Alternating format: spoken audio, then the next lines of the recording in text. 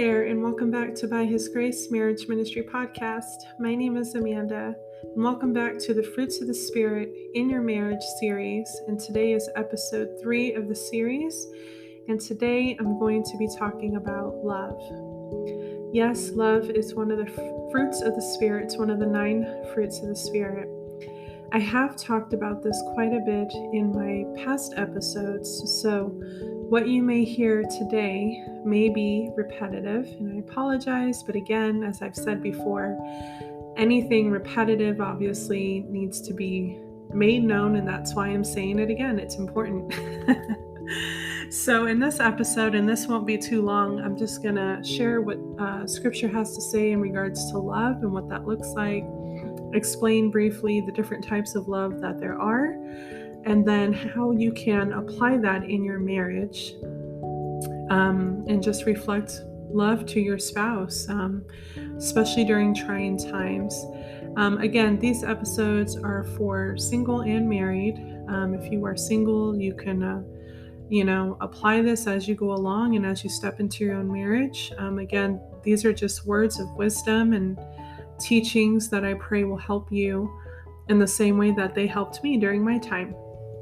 So with all of that being said, let's go ahead and jump right in. So again, we are going to be looking at the fruit of the Spirit, love, and how that can be reflected and applied, or applied and reflected in your marriage or your marriage to come. So the first thing that I want to do is I want to read from the scriptures, and the scriptures that popped into my mind regarding love is from 1 Corinthians chapter 13.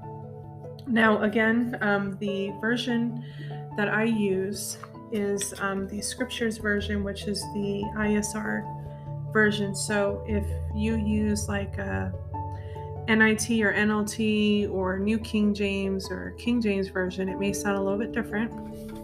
And that's just because this Bible is more close to Hebrew, I guess you could say. Okay, so 1 Corinthians chapter 13, and I'm going to start at verse 4. Love is patient, love is kind, love does not envy, love does not boast. It is not puffed up, it does not behave indecently, and it does not seek its own. It is not provoked, and reckons not the evil. It does not rejoice over the unrighteousness, but rejoices in the truth. Excuse me. It covers all, believes all, expects all, endures all. Love never fails, and whether there be prophecies, they shall be inactive, or tongues, they shall cease, or knowledge, it shall be inactive. Okay. So I really love these verses when it comes to love. And again, I know there's different types of love. I've actually talked about this in a past episode where, and I even gave the Greek names for them, but like agape love is unconditional love, or there's love that is romantic, which I believe in Greek is called eros. So we know there's different types of love, right? Unconditional love you usually see between a parent and a child. It should also be reflected in marriage between both spouses. Eros, again, that's that romantic love that should be there, and so on and so forth, okay? But what I love about this scripture is this I think reflects the type of love that Elohim has for us, and it's the type of love that we should not only have for our spouses and our children, but for brothers and sisters. Now, one thing that I learned quite a few years back, which I really loved, and I want to share this for those of you that are single, or maybe you are, you have met somebody, maybe you feel, or Elohim has given you confirmation this is the one that you are to come in a union with. One of the things that I encourage you to do is to take these scriptures, and I want you to put that person's name where it says love. So that way you can kind of get an idea, is this person walking in spirit and truth and in the fruits, or are they walking in the flesh? Now, don't hold them to a high standard, obviously, because they are human and they will make mistakes. But the thing is, if you see them trying to make an effort in these areas, then that's good. But if you see the complete opposite in this person, then I would definitely strongly encourage for you to go back in prayer and pray about this person and see if they are in fact the one that Elohim has for you. So for example, say you're a sister and you have been presented to a man by the name of Matthew, okay? And you feel, or you know, that Elohim has confirmed to you that this is your spouse, or maybe he hasn't and you're not sure if this person is for you. So this is something I just encourage you to do. Look at the scriptures and say, okay, so in verse 4 it says, love is patient, love is kind, love does not envy, love does not boast. So what that sister can do is say, is Matthew patient? Is Matthew kind? Does Matthew envy? Does Matthew boast?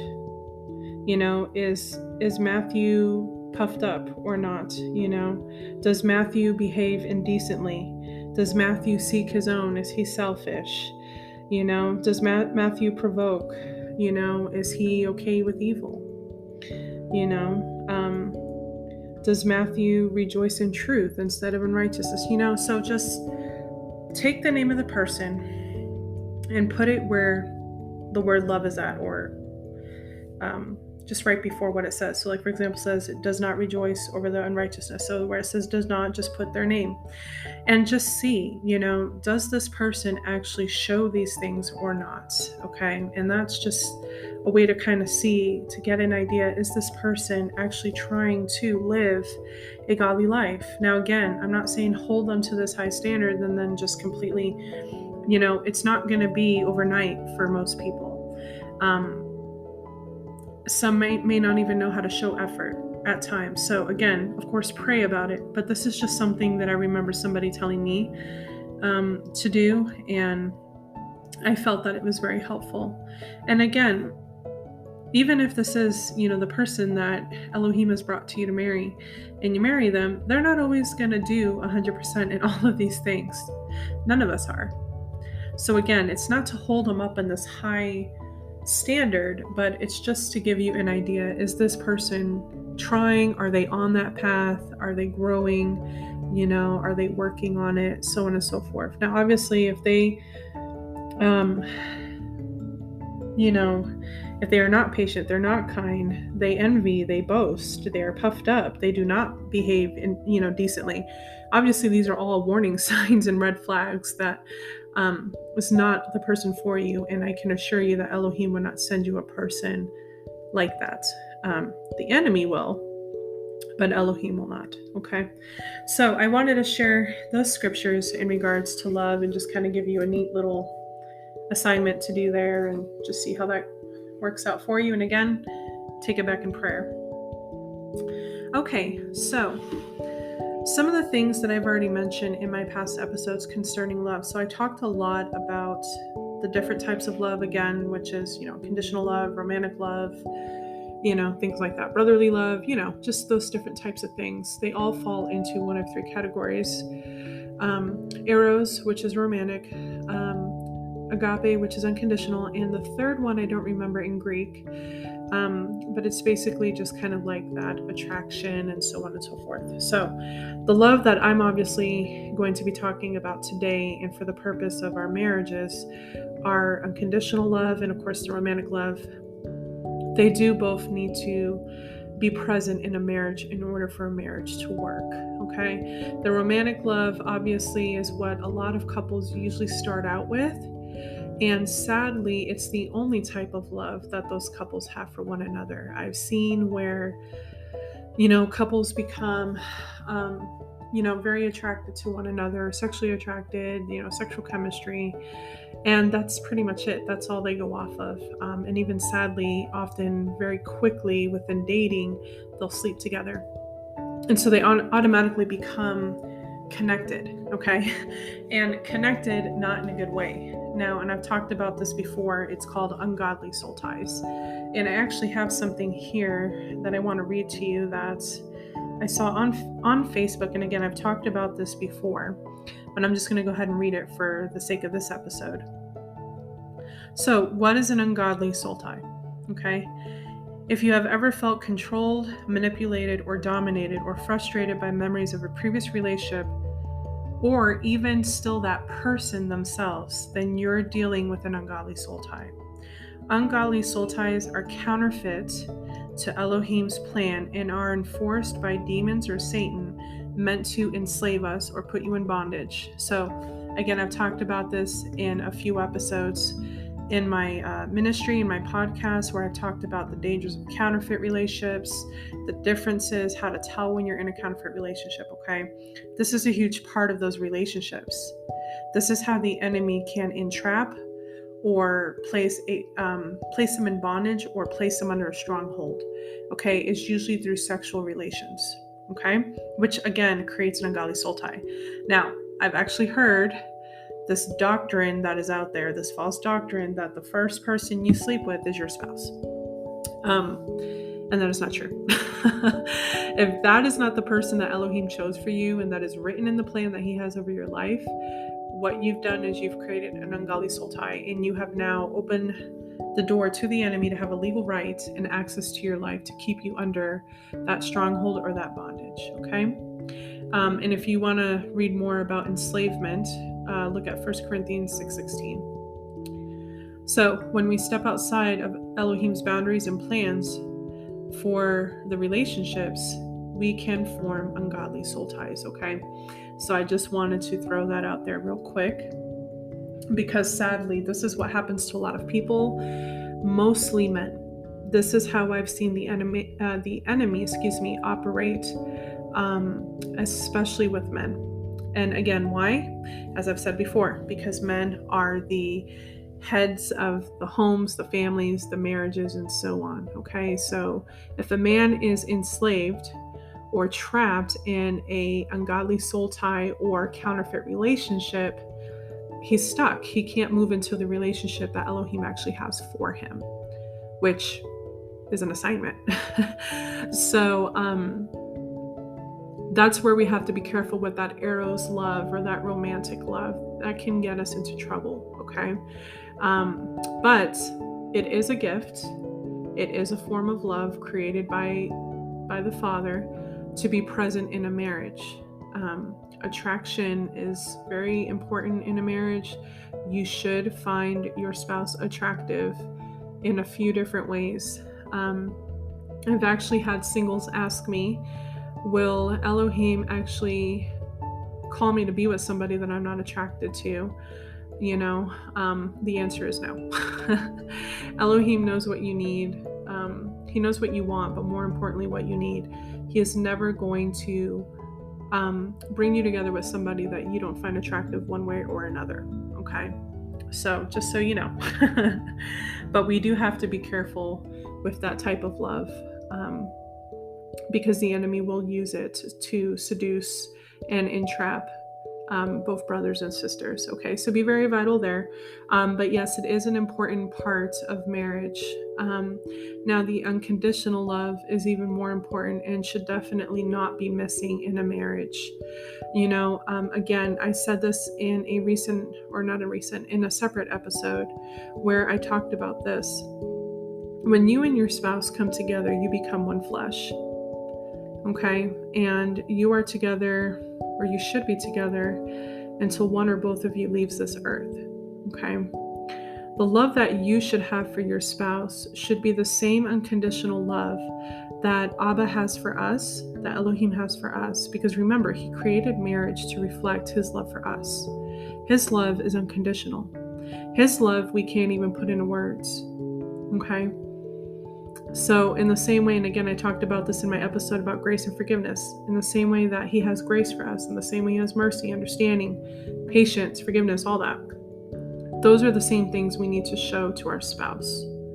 Okay, so we should be showing the same kind of love that Elohim shows us and that we show our children. For those of you who are parents, and for those of you who are not, let me tell you, when you become a parent, you will do anything for that child.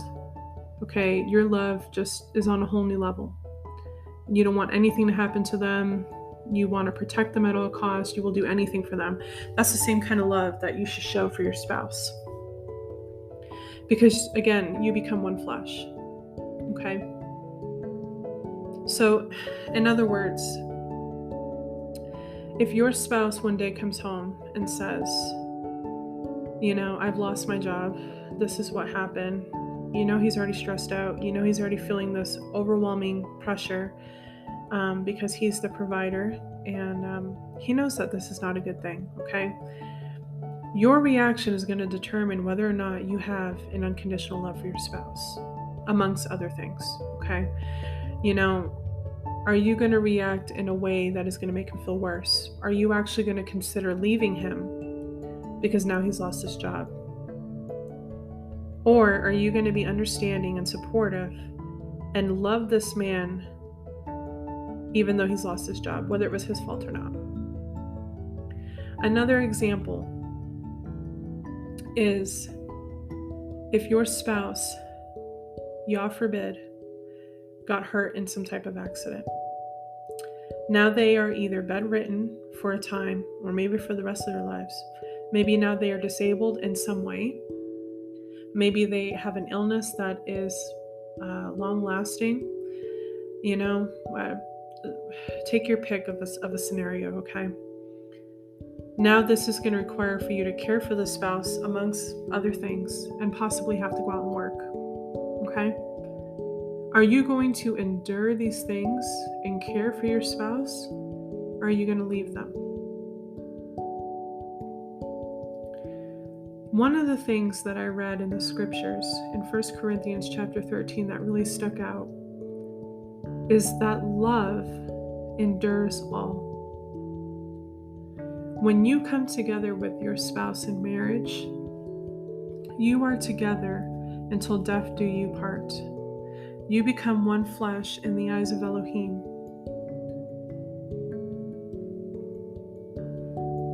Love is enduring, which means no matter what the two of you face, you endure it together, and your love does not change for one another. I've always said this, and I've even shared it on my Facebook, because I actually found a meme, if that's what you call it, that said it, where it said, you can always tell when a woman truly loves her husband by the way she talks about him and her facial expressions when she talks about him. When you truly love your husband, you are there for him. And again, this goes both ways, but because I'm a female, I'm always going to refer this way. When you love your husband, you are there for them no matter what. You have grace for them. You have forgiveness. You have patience. You have understanding. But more importantly, you have that unconditional love for them. Your love doesn't change. And here's the thing. Marriages can have seasons where sometimes you feel you love your spouse so much, and then other times maybe not as much because maybe they've made a mistake or they've done something. But this is the thing. If we are to reflect the same kind of love to our spouse in our marriages as Elohim does for us, then we need to show the unconditional love. Because you know what? If Elohim had that same attitude towards us every time we made a mistake, where would we all be right now? I know it's not the easiest thing to do. I know it can be very challenging, but we should always love our spouses no matter what.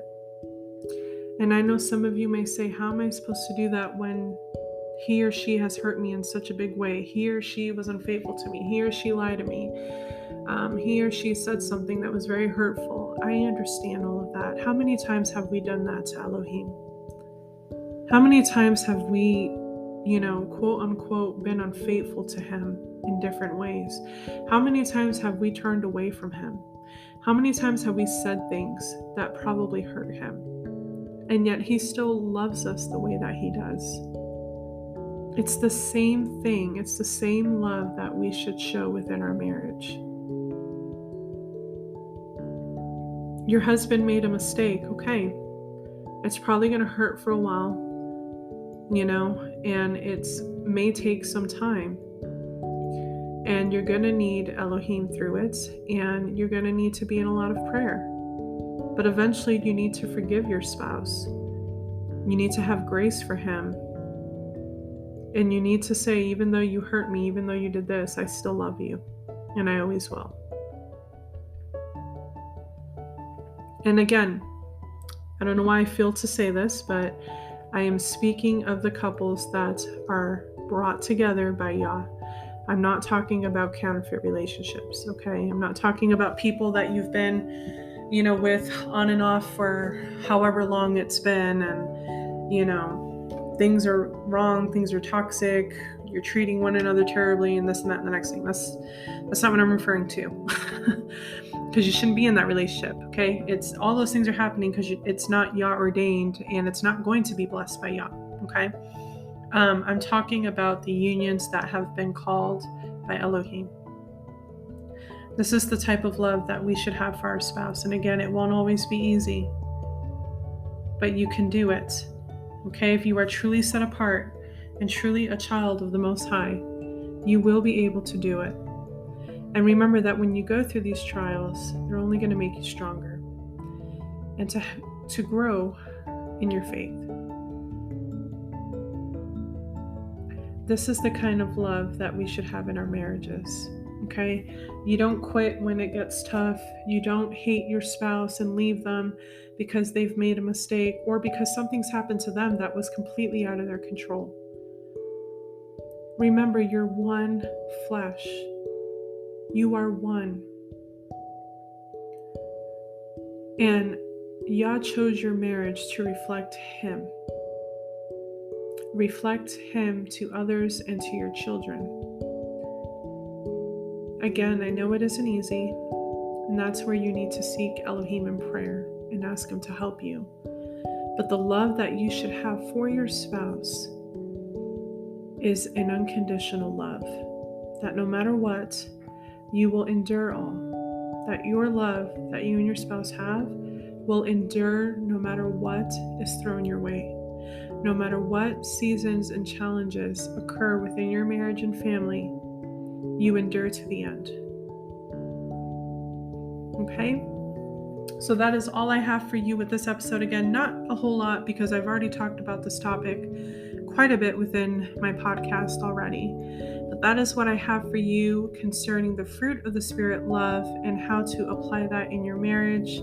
Again, if you have any questions, need counseling or prayer, please feel free to email me at byhisgracemarriage@gmail.com. And again, thank you so much for listening, and I will talk with you in my next episodes.